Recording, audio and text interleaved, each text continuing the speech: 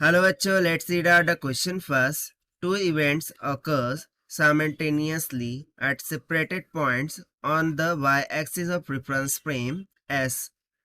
So एक reference frame S है, उसके according y-axis पर दो events simultaneously क्या हुए हैं, separated किए गए हैं. So according to an observer moving in the positive x direction, यदि observer positive x direction में move कर रहा होगा, सो हमें इस कंसेप्ट के अकॉर्डिंग जो राइट ऑप्शन है उसे चूज करना है, यानी कि the event with the greater Y coordinate occurs first, यानी कि कौन सा इवेंट पहले अकर होगा, कौन बाद में अकर होगा, उसके बारे में बेसिकली यहाँ पर क्वेश्चन हो रखा है. तो चलिए स्टार्ट करते हैं हम सोल्यूशन से. But before of its let's talk about the key concept which we are going to use here for this question. So यहाँ पर हम सिंपल कंसेप्ट लगाएंगे रेफरेंस फ्रेम का. ठीक है, हम यहाँ पर यूज करेंगे रेफरेंस फ्रेम का कंसेप्ट. सो रेफरेंस फ्रेम के बारे में यदि मैं बोलूं, so reference frame assigns the same time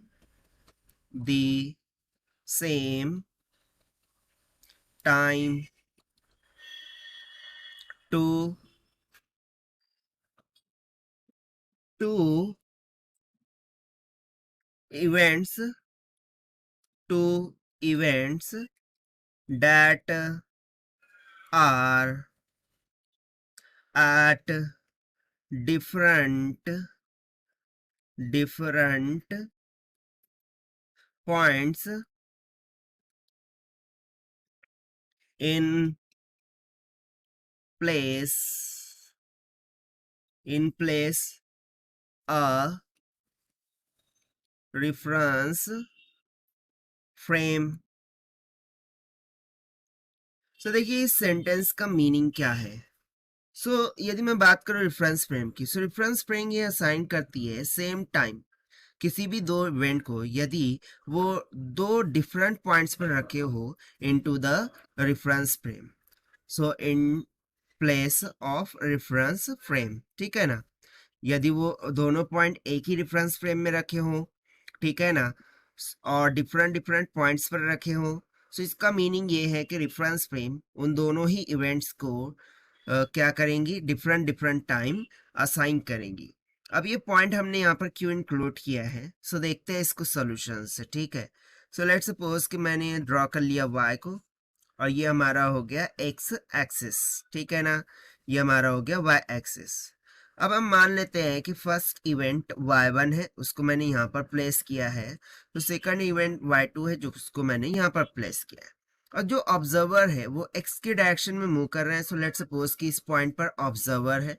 सो ये o बेसिकली क्या है, ऑब्जर्वर. ठीक है, और ऑब्जर्वर के अकॉर्डिंग मुझे ये बताना है कि कौन सा इवेंट पहले और ग्रेटर अकर होगा, तो कौन सा बाद में अकर होगा, राइट. सो इसके लिए यदि मैं ये कंसेप्ट अप्लाई करूं, सो देखिए दोनों ही इवेंट्स एक ही रेफरेंस फ्रेम में अलग अलग पॉइंट पर प्रेजेंट है. सो बेसिकली जो रेफरेंस फ्रेम है इन दोनों को क्या करेंगी, सेम टाइम असाइन करेंगी.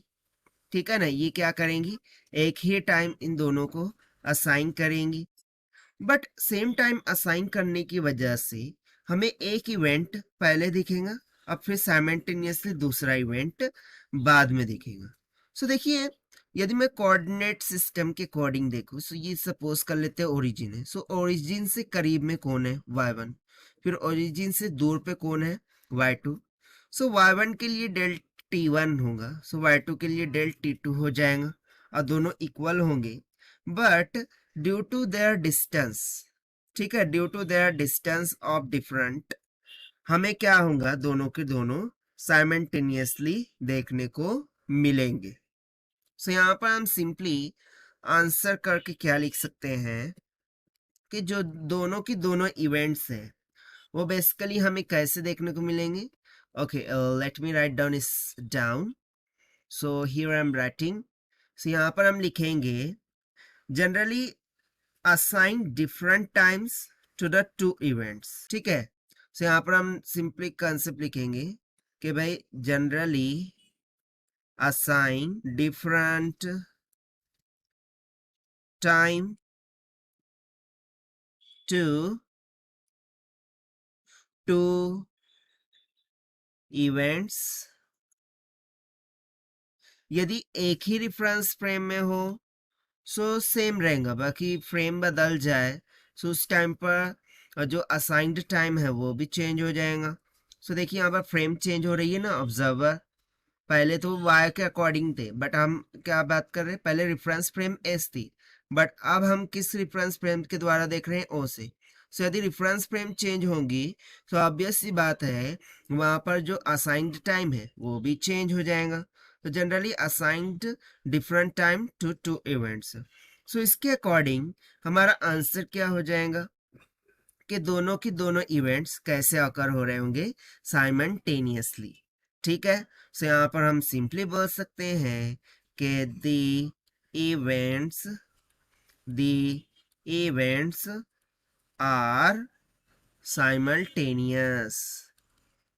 The events are simultaneous. और ये किसके अकॉर्डिंग है, फ्रेम रेफरेंस ऑब्जर्वर के। जबकि एस के अकॉर्डिंग देखेंगे सो वो साइमल्टेनियस नहीं हो रहे होंगे, ठीक है ना। बट मैं ऑब्जर्वर रेफरेंस फ्रेम की बात कर रहा हूँ, इसीलिए वो दोनों साइमल्टेनियस हो गए। सो इसके अकॉर्डिंग यदि मैं ऑप्शन चेक करूँ, सो ऑप्शन ए में the event with the greater Y coordinate occurs first, नहीं ये नहीं हो सकता। ये तब होता है जब एस रेफरेंस फ्रेम की हम बात कर रहे होते हैं, ठीक है ना। B the events with the greater Y coordinates occurs last, so ये तो हो ही नहीं सकता, दैट इज इम्पॉसिबल, ठीक है ना। ए हो सकता था कब, जब एस रेफरेंस फ्रेम होता, बट यहाँ पर ऑब्जर्वर रेफरेंस फ्रेम की बात की गई थी, तो उसके अकॉर्डिंग ए रॉन्ग, बी भी wrong. Either event might occur first depending on the observer speed, ठीक है। सो यहाँ पर स्पीड का कॉन्सेप्ट हो तो सकता है, but according to our reference frame concept यहाँ पर ये भी रॉन्ग हो जाएगा। So only the option D यहाँ से क्या हो जाएगा कि करेक्ट हो जाएगा। So this is the required solution which we have solved by using the concept of reference frame. So this is the required solution. I hope you understood well. Best of luck. Thank you.